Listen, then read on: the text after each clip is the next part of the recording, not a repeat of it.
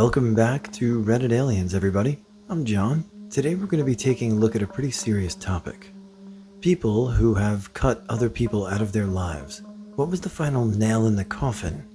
Please remember to like, share, and subscribe. After our father died, my two half-sisters started harassing my one full sister about the inheritance. She was the one left in charge of it all, but was taking his death the hardest and having trouble getting through the paperwork. They were ruthless and made her feel horrible when she was already struggling. At the same time, they would turn around and be totally nice to me because I'm the baby of the family, and, despite me also being an adult at the time, they didn't want to get me involved. Once the estate was settled, I cut them out of my life completely. I'll never forgive them for how they treated my other sister, and over money. Our father would be ashamed. My first year of university, I found out my mom had a lesion in the center of her brain, and the amount of fluid and pressure on her skull required immediate treatment. She was in hospital receiving treatment for weeks while I tried to navigate my studies and living away from home for the first time. I was a mess of anxiety and stress for months. During this time, one of my very close friends continually got angry at me for not giving her enough attention despite never contacting me to check on my mother's situation or how I was coping. But I was expected to check on her constantly and initiate all contact. I just deleted her number and unfriended her. My mother, brother, and sister are all incredibly toxic people, but I never cut them out because they're family.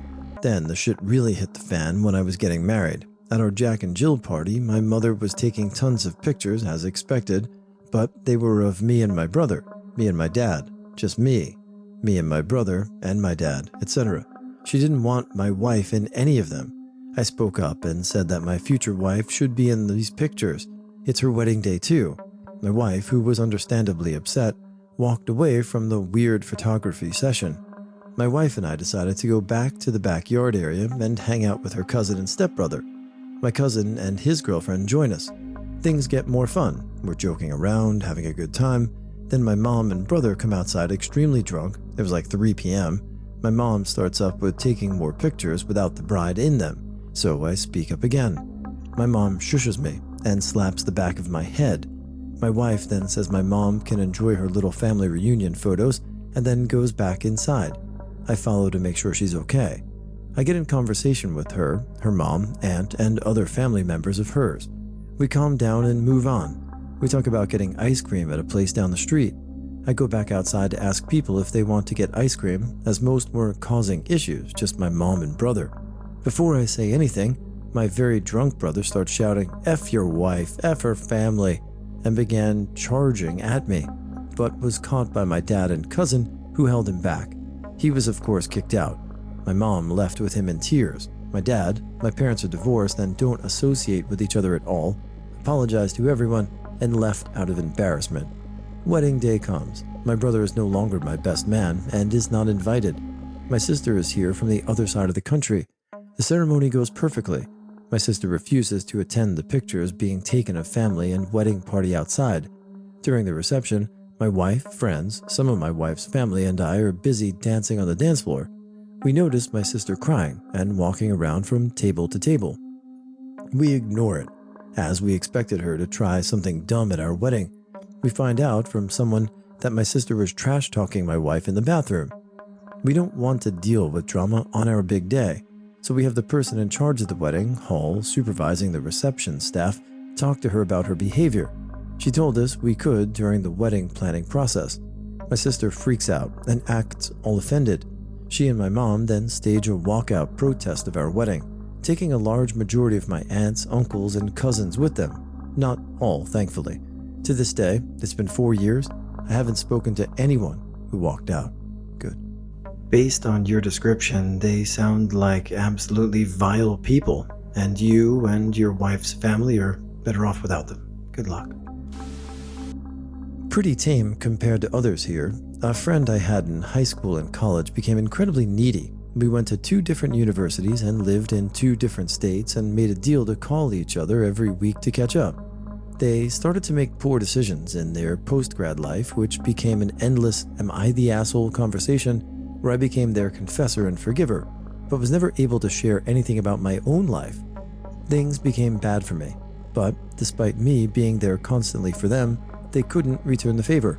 It came to a point where I got sick, missed one of our phone calls, and they started to call me incessantly while I slept. The kind where they call you 20 times in 5-minute span and leave messages from caring and concern.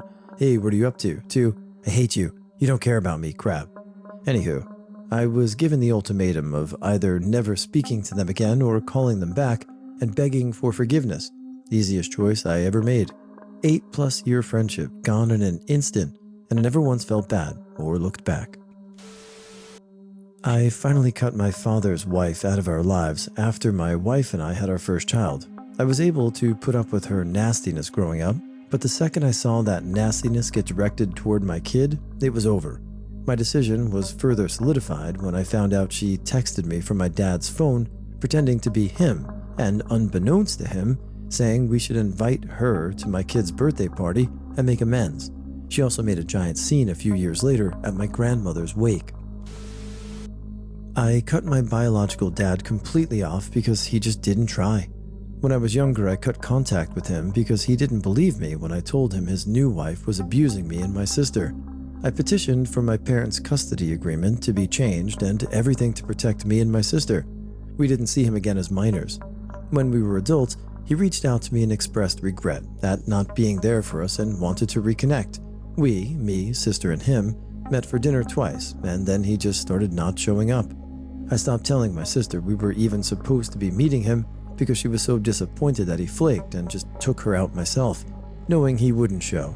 I told him after like the 5th time that he clearly didn't care enough to even let us know he wasn't going to show, so I wanted nothing to do with him. He replied in some apologetic way, but I left him on red. Fast forward about 6 years. I got married, and my husband has a lot of regrets about his estranged father dying before they could reconnect. So I reached out to my bio dad again. No plans were made to meet, but we did chat occasionally, until it became just me initiating conversation and him not even reaching out to me first. I stopped sending him messages about 5 months after I got married. I've been married 3 years and haven't heard from him even once since. I guess TLDR. The final straw was me realizing I was always going to put more effort in for a relationship that I didn't need. Sounds like a pretty not good dude. Sorry, but luckily you had other family who loved and supported you. My dad died when the pandemic started, and all the guilt of not reconciling hit me like a ton of bricks. Through a lot of therapy and concerted effort, I was able to internalize that reconciliation couldn't have happened anyway because he was unwilling to put in an effort or change. It sucked, but I'm at peace with it now. Wishing you the best, internet stranger. My father is a narcissist and abuses drugs. Quite functional since he leeches off his family. My parents divorced almost 40 years ago. He never did more than take us every second weekend, and he usually spent the weekend locked in the bathroom doing drugs, so I didn't have a high-quality relationship with him. He spent most of my 20s into my 30s living with his mother as her caretaker. It wasn't great for Grandma, but she enabled so much of his behavior. I think he was the reason she died. The day she went into the hospital, my father said he was helping her dress and she fell over, got hurt, and lying in a hospital bed, she got a bladder infection that impacted her brain, and she went from mildly unstable, having most of her faculties, able to walk, cook, talk at 90, to dead within 4 days of that fall. Based on the memories of how rough and aggressive my father would be to child me if I wasn't 100% agreeable when he was doing something like helping me put on a winter coat, I absolutely believed he shoved her and made the fall happen. Also, relevant, he was closeted bisexual or gay, who knows, and had never dated since the divorce in the 80s, but lots of close best friendships with young males and young married couples that would last months or years, and then they would basically be dead to him. Anyway, shit went downhill after Grandma. He lost his home, he was 64, started to work for the first time in 10 years when he moved in with his mom. He immediately stopped working, and she was healthy and super able, so it was leech behavior. 1 year after her death, he was quite destitute compared to his prior life. He was using so many drugs that he was so malnourished that he'd lost the fat pads on his feet that cushioned the bone from the ground. I didn't know this stuff. Then he attempted suicide in 2016. tried to gas himself, ended up in a psych unit. My sister and I and one aunt went to the family session for discharge planning. My sister and I discussed prior to the family session about whether his drug use would finally be discussed. It wasn't. I was flabbergasted at the session. The social worker encouraged us to have compassion for his behavioral choice. Divorce was hard, and he was really struggling with the divorce. I said, "Divorce? What divorce?" The social worker legit went white and said, "Oh no, do you not know that your parents are getting divorced?" Me, him, and mom? Social worker, yes, me. That happened in 1987. I'm not trying to be rude, but I think the time for a crisis response to that loss has passed. And you know what? Drugs were never mentioned. After his discharge, I tried to be more available, but he was starting to allude to moving in with me. He was back on his BS. Then I decided I didn't feel like I wanted to answer his call one night. Something I didn't realize until that night, that I was never allowed to take his call. He went into full-out narcissistic panic and called me every 5 minutes for 8 hours. I put my phone on silent and just watched. The next day I blocked his number, and I haven't heard a peep since. My sister did the same a few months later. I'm confident that I will learn of his death because my mother has one of my father's brother's wives as a Facebook friend. Father refused to ever use technology, so I'm safe that way too. Had a climbing buddy for years that lived off his mom sliding him cash here and there, and he always scoffed at the working man's plight. "You're wasting your life slaving for the man," he would often say. When his mother passed unexpectedly, he started pawning her jewelry and other expensive things for weed and rent. Didn't find that out until after we took our children on a long hiking road trip that I paid for myself because of his financial difficulties. My parents are divorced, and my brother and I were raised by our mom. My dad paid $100 a month for 2 kids in child support until we were adults. Mom let him pay that little. My brother died in an automobile accident at the age of 20. Everyone came to the funeral, including my dad. At the funeral, I overheard him talking to the other parents of the kids who were in the accident. My brother was the only fatality. He was going on about getting lawyers and who he was going to sue. Totally inappropriate behavior at a funeral, considering he made very little effort at being a father while we were growing up. He had a life insurance policy on my brother and myself. He cashed it in and volunteered to take care of my brother's gravestone. 9 months have passed, and he still hasn't done anything except place the order. My mom ended up driving 5 hours to get the grave marker and paid for it. But the final straw for me was when he asked my mom for a refund on the child support that he paid on my brother over his life. What? My mom paid him, which she should never had done. He died last year from COVID. I have no regrets that he never met his only 2 biological grandchildren. For all I know, he would have taken life insurance policies out on them, hoping to cash in. I went to the graveside funeral, left and drove 5 hours to get back home. I'm still blown away by all the wonderful things people were saying about him at the funeral. I didn't know that person. My cousin is a financial planner. This is my dream job. My wife was offered a promotion within her company, but we would have to relocate to another state. My family is very close, and this cousin offered me a job if we chose to not move away. Everything is good at first. I'm helping her and her partner with their clients, and am told to not focus on building my own book. That can come later. They needed me to focus on helping them with their clients. Fast forward 2 years. My wife is 4.5 months pregnant, and we're $130,000 deep into a remodel on our house. My cousin fires me out of the blue, saying that I'm not showing initiative and trying to get my own clients so they can take me off salary. At this point, they still are asking me not to work on building my own client base and are completely filling my time with work for their clients. She tried to make it seem it was my fault they were letting me go. The last words I spoke to her were, "Thank you for the opportunity." That was 18 months ago. If I ever see her again, I don't care if it's on the street or if she shows up to my mother's funeral. I will tell her she is not welcome and to leave immediately. My mom left when I was 4. I was an affair child, and my stepdad, her husband at the time, is who I class as my dad. I stopped trying to have a relationship with my mother when I was about 14, when she blamed my existence on my stepdad because she was sure he was cheating on her, so she told me she felt pressured into effing the neighbor.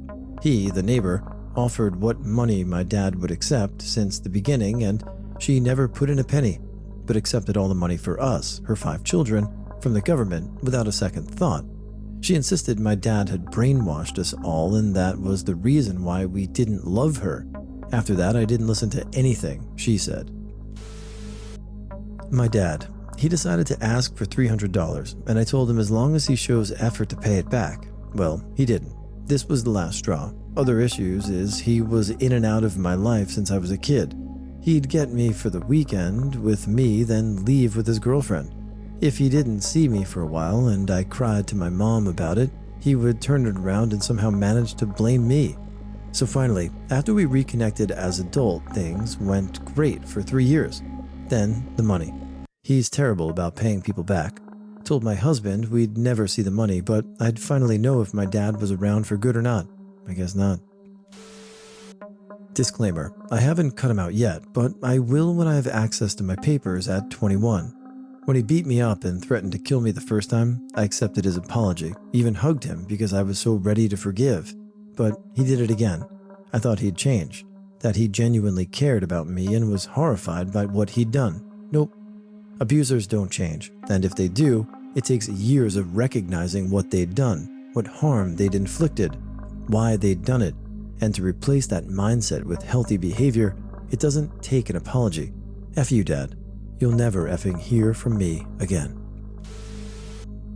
I am the youngest of 7. My dad married 3 times. First marriage, 3 daughters. Second marriage, my sister, and then myself. Third marriage, 2 grown stepsons. We had a massive schism in my family when I was 12 that resulted in my 4 sisters no longer speaking to my father, largely instigated by my half-sister, who I will call C.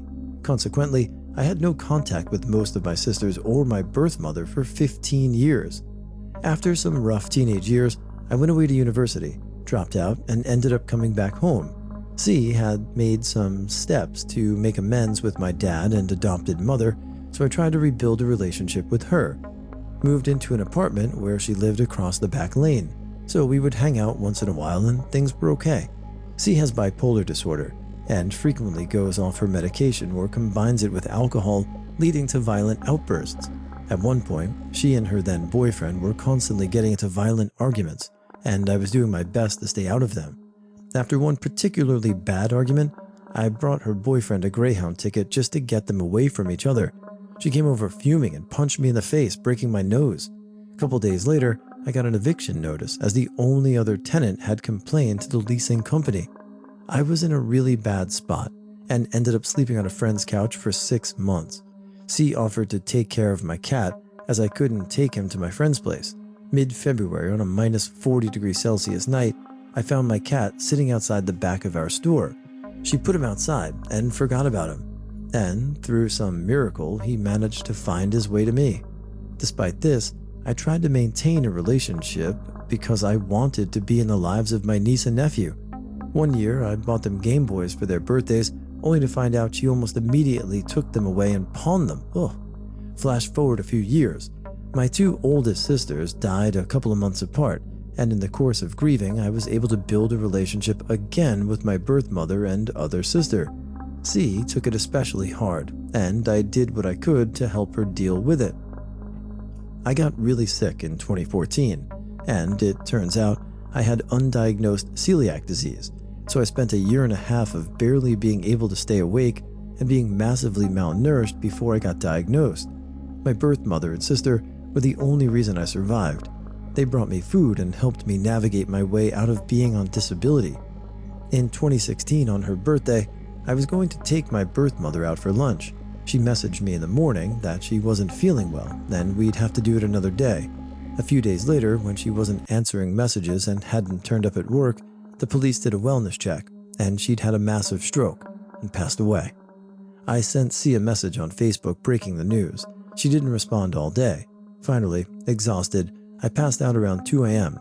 Woke up several hours later to a flurry of messages with C freaking out because we were going to steal all our birth mother's money.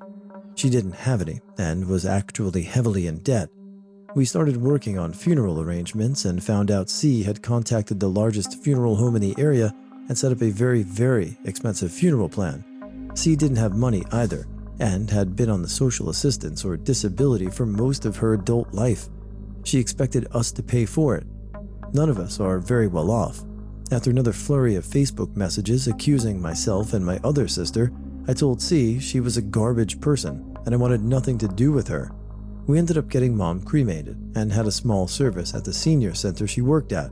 C and her now adult kids raided Mom's apartment and took basically everything of value. The only thing I took from her possessions was a cheap metal lighter. This story kind of reminded me of the Brady Bunch, but in a completely dysfunctional, and dare I say trashy way. I'm glad you rose above all of that. My ex-girlfriend left me alone with a guy who drugged and raped me while we were on vacation in Toronto. When I reconnected with my angry ex, she got mad at me for cheating on her, and with a guy at that, and didn't believe it was rape at first.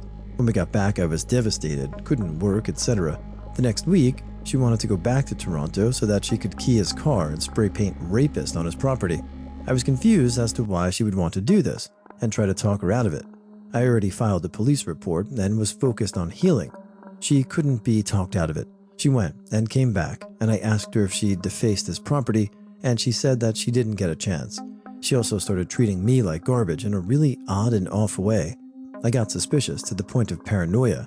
I went through her messages, something I'd never do unless I had good reason, and found out that she went to Toronto to F another girl, who she met on Instagram 4 months prior. I packed my bags while spitting every cuss word under the sun while she begged at my knees and even pulled out a ring on me. I left and never spoke to her again. We had been together for 2.5 years. She was my first lesbian relationship, and I lived with her. I have no idea if she's dead or alive, and I don't care. Then I turned my life around and went to serve in the Peace Corps.